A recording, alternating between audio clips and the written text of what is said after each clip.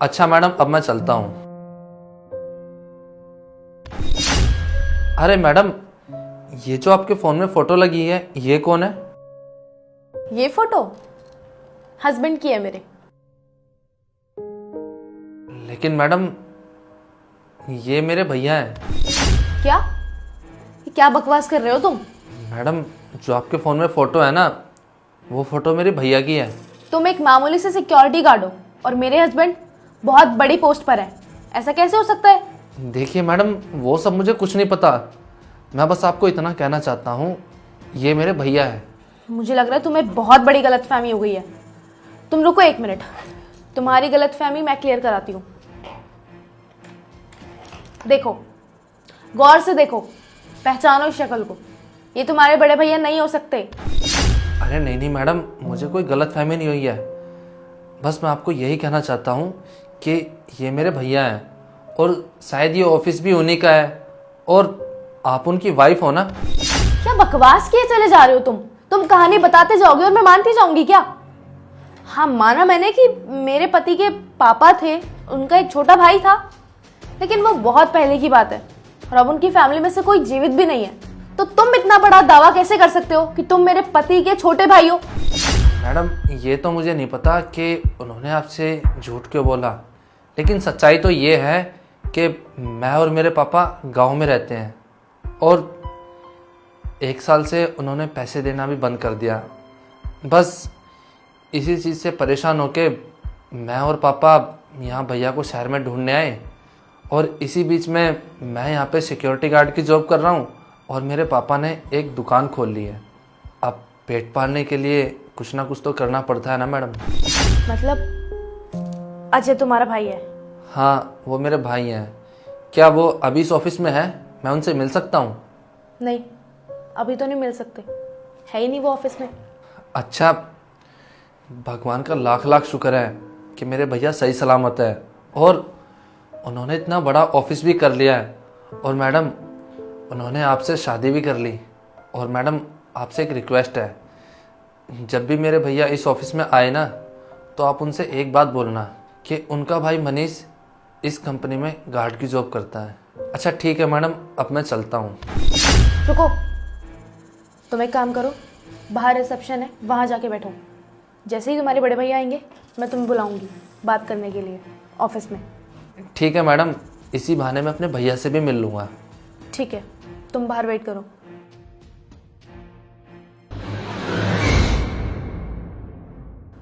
ऐसा कैसे हो सकता है यार? अजय ने मुझसे इतनी बड़ी बात झूठ बोली और मुझे धोखे में रखा।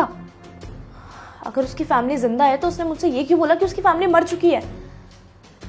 अगर ये बात सच हुई ना, तो मैं सब कुछ छोड़ के अपने घर वापस चली जाऊंगी, अजय को भी छोड़ दूंगी। अरे भैया, अरे बोल रहा हूँ ना मैं। हिमांशी, इससे मिलो, ये है मेरा भाई। जानती हूं मैं इसे। लेकिन तुम्हें कैसे पता? अजय, तुमने मुझसे इतनी बड़ी बात छुपाई क्यों? तुमने मुझे बताया क्यों नहीं कि ये तुम्हारा छोटा भाई है? तुमने मुझसे क्यों बोला कि तुम्हारी फैमिली में पापा और भाई मर चुके हैं और ये दावा कर रहा है कि ये तुम्हारा छोटा भाई है? क्या तुम्हें पहले से पता है? लेकिन कैसे? ये पिछले 6 महीने से हमारे ही ऑफिस में गार्ड की जॉब कर रहे हैं। लेकिन तूने मुझे पहले क्यों नहीं बताया? कैसे बताती? मुझे खुद आज पता चला है, वो भी तब जब तुम्हारे भाई ने मेरे फोन में तुम्हारी और मेरी ये पिक्चर देखी। तुम मुझे बताओगी कि ये फैमिली ड्रामा चल क्या रहा है? वो बोल रहा है कि वो तुम्हारा भाई है, तुमने बोला तुम्हारी फैमिली में तुम्हें छोड़ के और कोई जिंदा नहीं है। ये सब चल क्या रहा है? मैं कंफ्यूज हूं, मुझे बताओ। तुम्हारे फैमिली मेंबर्स जिंदा हैं, तुमने झूठ बोला, तुमने जीते जी उन्हें मार दिया। तुम्हारे दिमाग में क्या चल रहा है? जब मुझे बताओ प्लीज। देखो हिमांशी, मुझे पता है कि मैंने तुमसे झूठ बोला, लेकिन सॉरी, मैंने माफ़ी मांगता हूँ यार, मुझसे ना बहुत बड़ी गलती होगी। और वैसे भी मैंने ये तुम्हें बताने वाला था कि मेरे भाई और पापा जिंदा है, लेकिन क्या बताऊँ, मुझसे बताया नहीं गया और मैं ये गलती सुधारना चाहता हूँ। I am sorry. अच्छा, क्यों? वैसे अब क्यों तुम्हें अपनी गलती सुधारनी है? वो इसलिए क्योंकि मुझे पता चल गया तुम्हारी फैमिली के लिए, इसलिए? देखो हिमांशी, मैं मानता हूँ मुझसे गलती होगी, लेकिन मैं भी क्या करता, मैं ना गरीब फैमिली से बिलोंग करता था। मेरे घर में पैसे कमाने वाला सिर्फ मैं ही इकलौता था। मेरा भाई और मेरे पापा, इनके पास ऐसा कुछ अच्छा काम था नहीं, तो मुझे ही घर के खर्चे संभालने पड़ते थे। भाई का खर्चा, भाई की फीस, पापा की दवाई का खर्चा, जितना भी खर्चा होता था सब मुझे ही करना पड़ता था। और मेरी सैलरी भी ज़्यादा नहीं थी क्योंकि मैं एक MNC कंपनी में जॉब करता था और मेरा सपना था कि मैं कुछ अपना खुद का बिजनेस सेटअप करूं। और इतने खर्चे होने के बावजूद मुझे अपना बिजनेस स्टैंड करने में बहुत सारी प्रॉब्लम फेस करनी पड़ रही थी। और इसीलिए मैंने अपने भाई और पापा को गाँव में छोड़ दिया और शहर आकर अपना खुद का बिजनेस सेटअप कर लिया। अब तुम ही बताओ, इतने ज़्यादा खर्चे होने के बावजूद मैं अपना बिजनेस कैसे स्टैंड करता? अगर मैं घर के खर्चे देखता तो मेरा बिजनेस कभी स्टैंड हो ही नहीं पाता। अब तुम ही बताओ, मैंने इसमें क्या गलत किया? मानता हूँ मैंने बहुत बड़ा डिसीजन लिया, अपने भाई को, अपने पापा को गाँव में छोड़कर, और तो तुम्हें भी नहीं बताया। और जब बिजनेस स्टैंड अप हो गया उसके बाद मैंने तुमसे शादी कर ली। मैं तुम्हें इसलिए नहीं बता पाया कहीं तुम्हें बुरा ना लगे और तुम मुझे छोड़ के ना चले जाओ। मैं बताना चाहता था, मानता हूँ मैंने बहुत बड़ी गलती की है अपने परिवार को छोड़ के, ये डिसीजन गलत था, लेकिन मैं भी क्या करता, मुझे भी अपना बिजनेस स्टैंड करना था।